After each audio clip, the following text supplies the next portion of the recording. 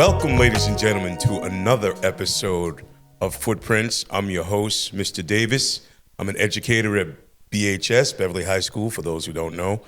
And joining me today on Footprints, ladies and gentlemen, is none other than the one, the only, the fabulous Barb Fecteau, our librarian at Beverly High School. I should say librarian.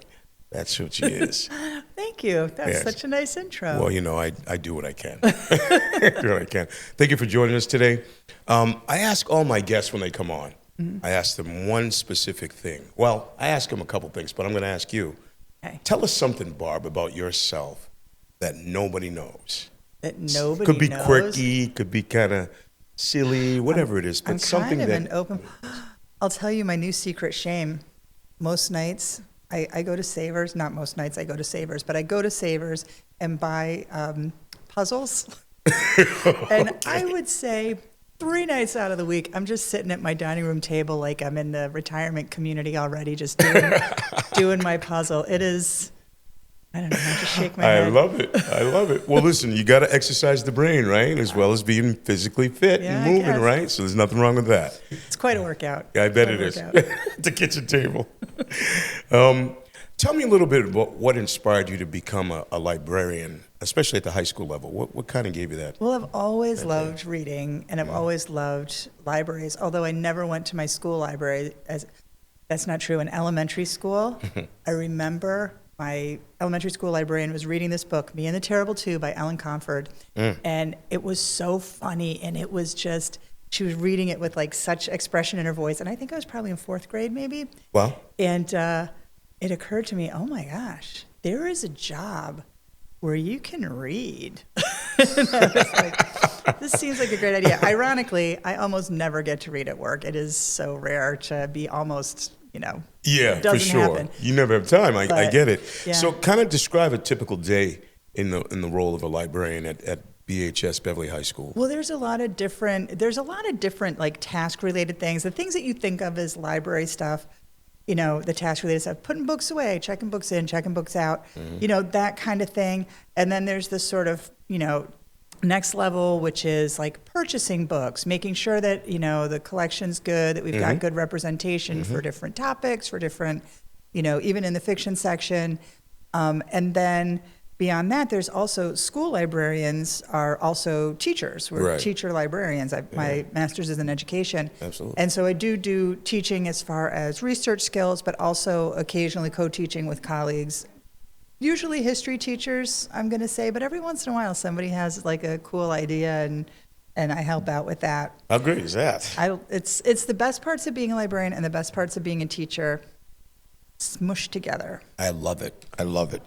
I'll tell you something. Supporting students like we do, you doing it in the library part, and me doing it in the classroom, and just overall, probably one of my greatest joys, right, of being able to help someone kind of find their footing on what they're really good at and what they want to accomplish. Yeah. Right. So we've been pretty blessed with that. I've been happy to do that. Tell me, what special programs or events do you kind of organize for the kids? So the big one is the summer reading program. That's when I first came in. English teachers did it, and it was like quizzes, and the English teachers hated doing it. The kids universally did not like being told exactly what to read, and then this is the book. So that's evolved a lot, and it's now free choice. And I work with the public library a lot, and even when I first started working with the public library, and they go above and beyond to make books available to the kids, and just sort of hand in hand with that. So that's probably my favorite one that I do, and also the one that most of my time is spent on. I do a special sort of lesson with the 10th grade teachers, history teachers, because they're doing US too. Oh, yeah. And it's based on World War II. And a friend of my parents, when he was moving into like an assisted living place, my mom found the letters that he'd written to his mom and his grandma during World War II. Oh, how cool is that? Yeah. And so I've got the actual physical letters. And so just almost every kid who goes through 10th grade in Beverly High School gets to like hold one of those letters, and because they're written in cursive, the kids have to, we do like code breaking, you you can crack this code. And I put the cursive alphabet up in the back. I love it. So that they can see it. And what is it called? When you take something that's written in an ancient Cyrillic script, and you kind of just break the code, and they type it. Oh my gosh, there's a word for it. I can't remember. Hieroglyphics. I can't even say it. It's kind of like hieroglyphics to them. Right? But no, they type it out. So they have the letter that's written in script, and then they type it out. Transcribe. Hello. That's the word. They transcribe it, and then they respond to it. Okay. And they can respond to it as if they're Gordon's grandma, which is usually who he's writing to, or if they're somebody from the future telling him, what's going to happen. That's cool. So think about that. You're collaborating with your fellow colleagues on something that is amazing, and then the kids get to sort of look at this and be like, oh, how do I make this work? How do I make this happen? So you're leaving footprints on those kids as you're doing that, and they're going to take that with them, and they're going to be like, wow, I can't believe that I actually did this. I had someone actually do this for me and make me think, and how I can kind of navigate this whole lesson, right? I think that's awesome. That's really a cool thing. So tell me, Barb, do you have any siblings? I do. I have 2 sisters. Oh, actually, no, I have 4 sisters, and I have 2 sisters, 2 stepsisters, and a stepbrother. Wow. And where do you fall in that? I am the middle of the scared girls, my original 2 sisters and I, and then I am third from the youngest. Okay. Of the 6 so of us. you're kind of like me. Well, there's 4 kids in my family. So I have an older brother, Mark, and then me. And I have a younger sister, Carol, and I have a younger brother, Terrence. Second one's always the best. So, yeah, the second one's the best. And I always say this, too. So my dad was 6'3". My older brother's 6'2". My younger brother is 6'7". Mr. Davis is 5'10". I used to be the milkman's kid. That's what I thought I was. So you got the personality. That's it. Well, that's it. I got all the skill and everything else that goes with it. Do you have any pet peeves? Anything that you kind of like, I wish people wouldn't do that, or students wouldn't do this, or my husband wouldn't do this. Are you married, by the way? I got one of those. I got a husband. Yes, she's got a husband. How long you been married, Barb? 30 some odd years. What year is this? This is year 2025. 33 years-ish. So for me, I've been married 34 years. 7 children later, here we are. 4 boys and 3 girls. It's been fabulous. I really love it. But yeah, pet peeves. Anything that kind of gets on your nerves that you wish you could change a little bit. God. Oh, you know what? You know what I can't stand? At the gym, when some guy is sitting there, and it's almost always a guy. And he's sitting on the thing, scrolling his phone while he waits for, I don't know what happens. He's doing a set, and then he just sits there and sweats on everything. And I'm like, I'm an old lady. It's going to take me 4 minutes to do my 20-pound leg lifts. Let me on there. Let me get on there. That is my pet peeve. Okay, I like that one. That's not bad. I don't have too many. I think one is when someone does the laundry and they either leave it in the washing machine or they leave it in the dryer. Take it out. Yeah, please take it out and move it and put it in there. And clean the lint trap too while you're at it. Please do that. Appreciate that. Oh, I love it. Tell me, what is it that you like most about your job? The kids. My colleagues are great, but it's like the best show ever. The drama is delicious. Yes. They're so funny, and they're all. I think I could probably teach middle school if I could teach one kid at a time. It's the groups of middle school. It's the groups. Terrified of elementary school. Yeah. I don't know. I'll never try again. I taught elementary school for 6 weeks. I subbed for 6 weeks, and oh my gosh, it was terrifying. They're so small, and they don't know anything. So when I got into education 25 years ago, I started substitute teaching, and I did it at the elementary level, right? So it's funny. It was like, okay, I said, I could try this out. Well, let me rewind in the story. So I had gotten hurt in my job in construction, and I had my knee done, and I was driving my wife crazy. This is 25 years ago, right? And, I'm on the couch. I'm just driving her nuts. And she's like, oh, my gosh, Tony, you're driving me crazy. You got to get out of here. You got to go do something. Be a substitute teacher or something. I went, ding, I could do that. So then I was like, all right. So I like looked into it and stuff and did all the paperwork. And then all of a sudden they said, all right, we're going to have a tryout in the elementary school, Mr. Davis. I'm like, all right, great. So I get there the first day. It's elementary school. And it's like, I'm like, oh man, okay, this could go either way. I'm thinking, right? But the kids were great. But it was like, it was like, oh, Mr. Davis, my nose is running. Oh, Mr. Davis, I got to go to the bathroom. Oh, Mr. Davis, I'm hungry. Oh, Mr. Davis, my shoe's untied. Oh, Mr. Davis, I'm cold. Why are you crying? Oh, I'm hungry. It's like, how do people do this all day? No. I'm thinking to myself, I'm like, elementary school is definitely not for Mr. Davis. So then I went to middle school, and I thought this was interesting. It's like the age of discovery, right? That's what it was like for me. It's like, they're kind of discovering what they can do, who they are, you know, how they're developing their social skills, who they fit in with, all that stuff. I was like, elementary school, not so much. Middle school, not bad. Yeah. But then when I got to high school, The sweet spot. that was it. That was it. That was the best, because then I was like, okay, I kind of knew right off the bat, this is my thing. This is my jam. These are the kids that I want to work with. They kind of know exactly where they need to be, what's going to happen. You know, they're kind of figuring it out, but they kind of got their own thing going on, right? And you're kind of just guiding them along the way. And I love doing that. It's been fun for me. Tell me a little bit about collaboration. How do you kind of collaborate with like teachers? You did a little bit of that, and then kind of supporting the curriculum a little bit as well. Tell me a little bit more about that. Like a lot of what I do is somebody needs something. I'm the guy who can get it for you. So they'll be like, hey, I got a guy. Like today, they're like, hey, we're reading this book and we want this movie to go with it. And I'm like, oh yeah, I can find that. So I get it, digitize it, make it available for them. Nice. So there's a lot of getting stuff for people, getting articles, but also just like talking about things and, you know, trying to help out that way. Okay. What would you say your favorite genre of like, you know, books are? Like horror, sports, not sports, but you know what I'm getting. You know what I'm getting what at. my least favorite yes, is. indeed.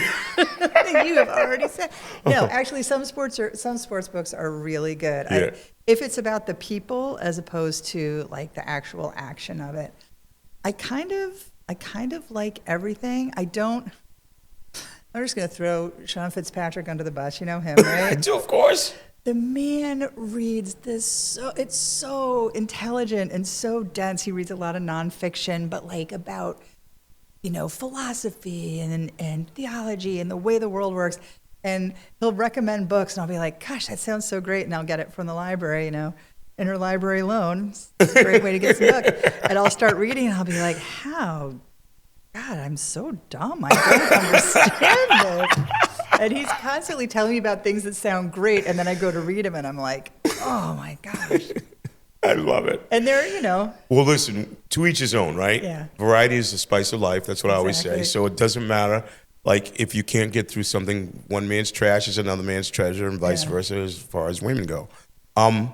Tell me, how do you see your role pretty much as a high school librarian sort of changing over the years? It changes. It's so funny because I teach people how to become high school or school librarians in general. And the first unit in the class that I'm teaching this January is change as a constant in school libraries. That's the name of the unit. That? Yeah. And Okay. it's funny because even think about library when you were a kid. Like, I mean, obviously the advent of the computer, but also, you know, just having Wikipedia, which I love. I think it's one of the wonders of the world. Yes, and, indeed.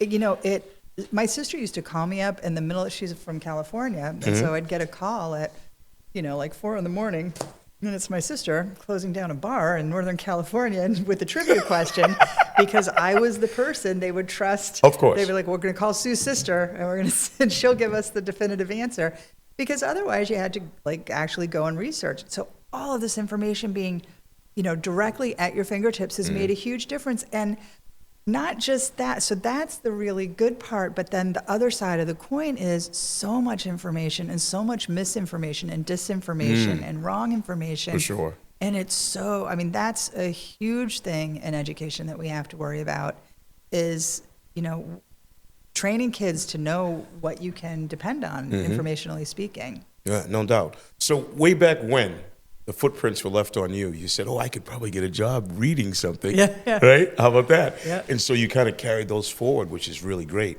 Yeah. And now you're training other folks to kind of do the same thing, Yeah. which is really cool. That's a cool thing. I really love that.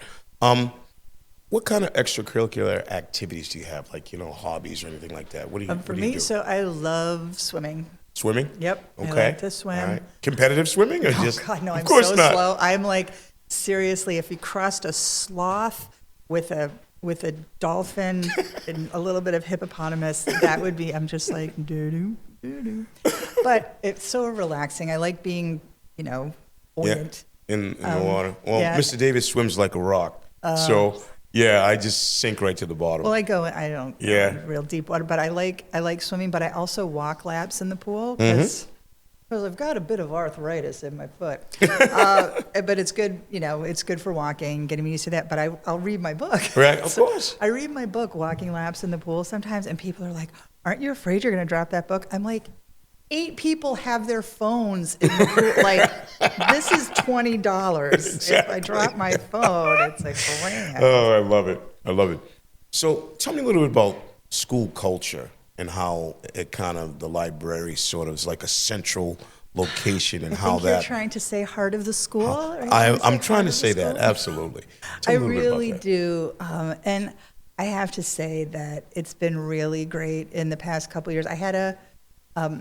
I wasn't allowed to have, when we first built the new school, like when that was being built, the library was open for lunch. And so kids could just bring their lunch in, and it actually helped because we didn't have, the cafeteria was like smaller because of the build and everything. Right. So I opened up got 3 big garbage cans and put them in 3 corners of the library, and the kids could bring their lunch in, and it just changed everything. Like being able to come in on their own time, and do what they want. And we've got different sections, like there's 2 classroom sections, and then there's the center social section, and then there's the Absolutely. silent section. Yeah, that's right.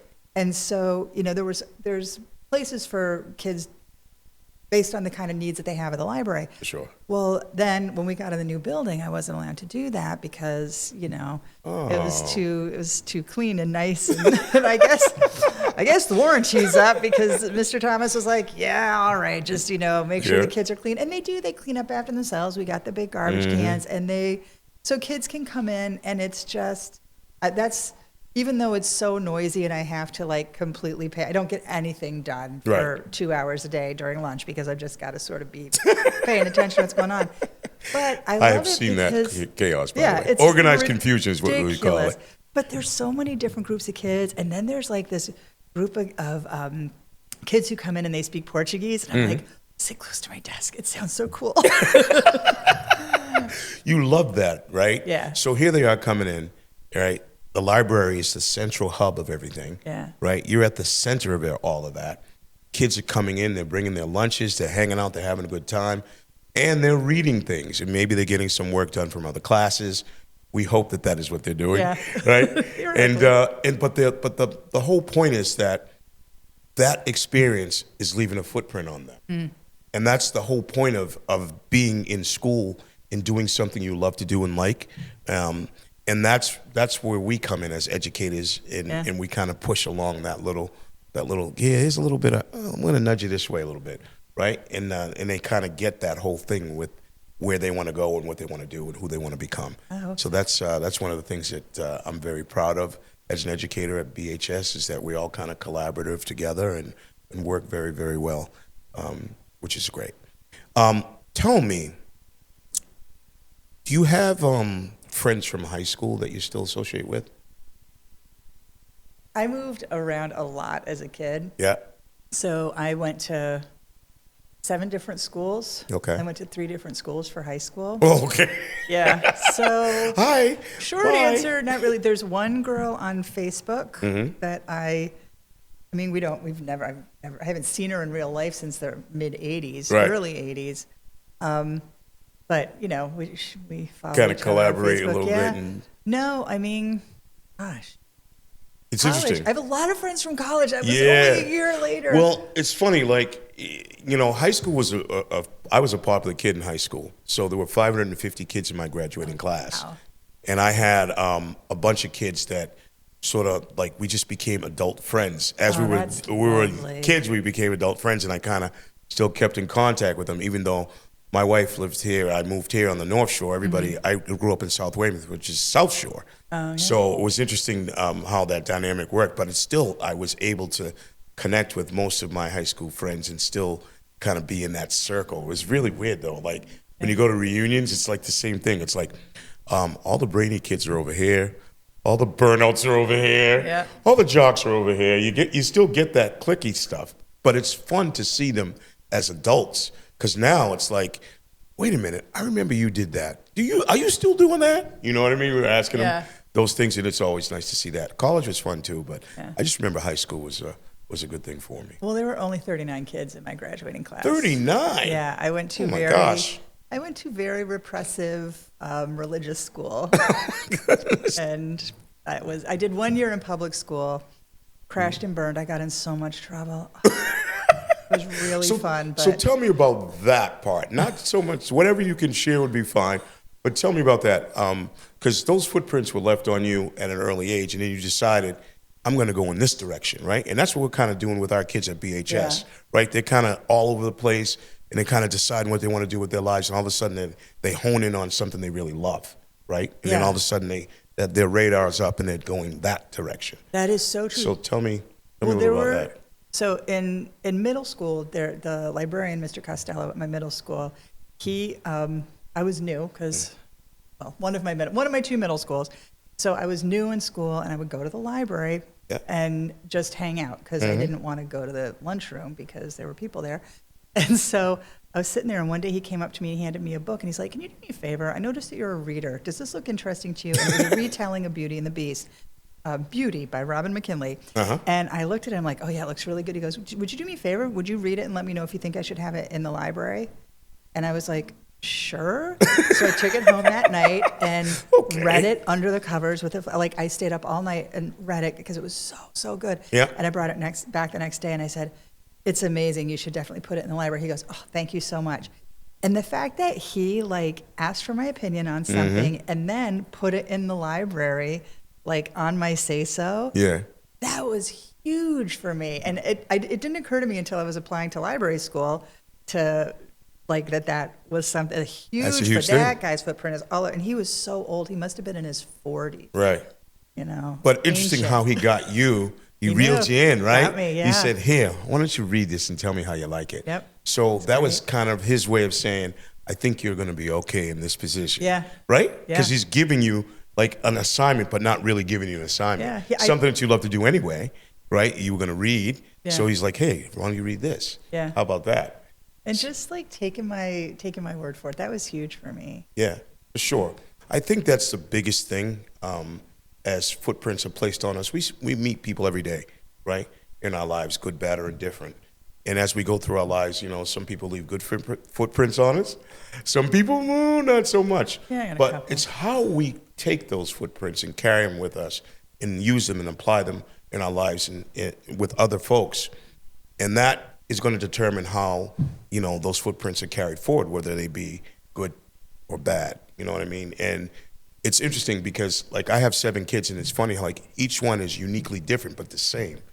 They all want the same thing, which is interesting.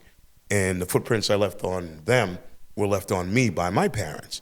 So it's really kind of interesting that we're doing the same thing for our students at BHS. We're leaving those little footprints for them to kind of decipher what they want to do with them and how they're going to carry them forward. I really like that part. Let me ask you this question. If money were no object at all. I like it already. Already, right? Where would you go on vacation? Where would you and your husband go on vacation? Those are two different questions. Where would I go on vacation? Where would my husband and I go on vacation? Where would I go with my husband? So I usually, my husband, works all year because he wasn't, he didn't think to become a teacher. So in the summer, I travel a lot by myself. And I like a road trip. By myself, I like a road trip and, go anywhere. Rich would probably Europe. I've never been. There are 4 cities: Prague, Amsterdam, Vienna, and Barcelona. Wow. Those are the 4 European cities that I've never been to that I really want to go to. So. Oh my. And they're in 4 opposite corners of Western Europe pretty much. You're like, oh, so which way to go? Which way to go? I guess maybe I could road trip, and then when I got to the city, my husband could fly out. I mean, money's no object, right? Of course, money's no object. He can fly You fly first right class. He won't whine about it. Just get him over there. Put your feet Come up, on honey. down. You'll be fine. Because he loves like those Viking River cruises. That'd be perfect. Because he's got all of his stuff with him, but we're still moving, and he's like super active. Like he wants to go out, Let's do like, some stuff. Yeah, walking out. I want to sit on the blame deck him. and just wave at the people on the shore and read my book. Well, listen, if money were no object for me, I don't. It's funny, like I don't really have a desire to go to Europe. Although people say you should go there, it's a lot of fun. I want to go to like a tropical island and just chill, man, and just hang out and play the bongos all day or something like that. I think that would be my vacation, my dream vacation. Although my wife would probably say, she loves Gloucester. So by the way, I live in Gloucester. So and restaurants. So she would probably like to go to a restaurant or someplace in an island where she could set up a restaurant and do something like that. Who knows? You know, that's probably what she would want to do. Couple of things. I have two things I want to ask. Okay. First, excuse me. What do you think about our students as they're learning from us at BHS, and now they're going to go out into the world? What do you think they're going to carry with them the most? What do you think one of the biggest things they would carry with them? What's the most you think they would do? That's question one. Well, hopefully. I mean, I do feel like the culture at Beverly High is geared towards kindness, you know, and I do think that that's hopefully, I mean, like there was a girl who came in today, a little 10th grader, and she had a pass from a class, and she signed in, and she was crying. I'm like, honey, are you okay? And she started to talk to me, and two other kids came roaring out of nowhere and like grabbed her. Are you, what's wrong? Are you okay? Yeah. Like their first instinct was just compassion. Yeah. And so. How great is that? Yeah. See, that's why I love working at BHS, because the empathy that kids have for other kids is amazing. Like they help right off the bat. They can see something wrong. Some kids come up to me, oh, Mr. Davis, that person's having a tough day, and I go over and, and help them out. And I love the fact that we have that in our culture in the school, because not a lot of schools have that. It's not available, and it's not readily available everywhere, right? And most kids can't have that. They don't have that empathetic side to themselves, But I'm glad that we actually have it, and we work in that culture, and I love it. I do. And the other question is, if you could have lunch with anybody, dead or alive, in history, who would it be, and why? Oh man, so I can go super geeky, nerdy.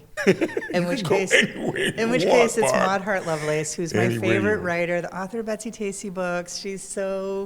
I was just reading some of her old letters today that got published. Anyway, Maud Hart Lovelace, love her. She's a great writer from the early 20th century. Mm-hmm. But also Jesus. I've got some questions. You're not the first person to say that, by the way. What did you mean by this? Because it seems pretty clear to me, but other people, I think, are taking it. They don't quite get the concept. They're not grasping it. So I had a couple, and I was thinking all through history. I mean, there were so many different folks who really kind of left footprints on me by some of the things they did, but one of them was Martin Luther King. That was huge because of the time I was born in the 60s and all that stuff happening and just really kind of carrying it forward. And I would sit with him and ask him, why nonviolent? Why did you think that would work? Yeah. You know what I mean? Why did you think that would galvanize people and bring them together and make the world a better place? I would just want to know that from him. And to be honest, it's what he started is really still happening, right, and still moving forward. I feel in a positive way. I teach a class called Preserving Democracy, and they had this poll that said in the year 2055, there is going to be no more minority groups. There's going to be no more, so there'll be equal number of Caucasians, equal number of blacks, Hispanics, Mexicans, white, all that. And I was thinking to myself, when is that going to happen? I'm going to be in my 90s when that happens. I'm thinking that'll be cool to see, right? We'll be all in the same level, the same playing field, and hopefully the well-educated folks that we're turning out here at BHS will carry those footprints forward and make it so that the playing field is not only level but lovable. Yeah. And that's what we want.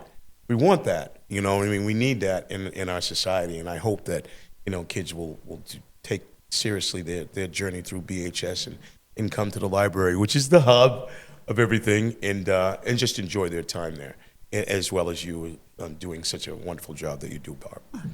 So there's that. Well, ladies and gentlemen, I believe our time is up. My name is Mr. Davis. I'm an educator at BHS. If you'd love to be on Footprints, please email me at adavis@beverlyschools.org, and I will see you next time. But I leave you with this. I always ask you, who left a footprint on you? See you next time.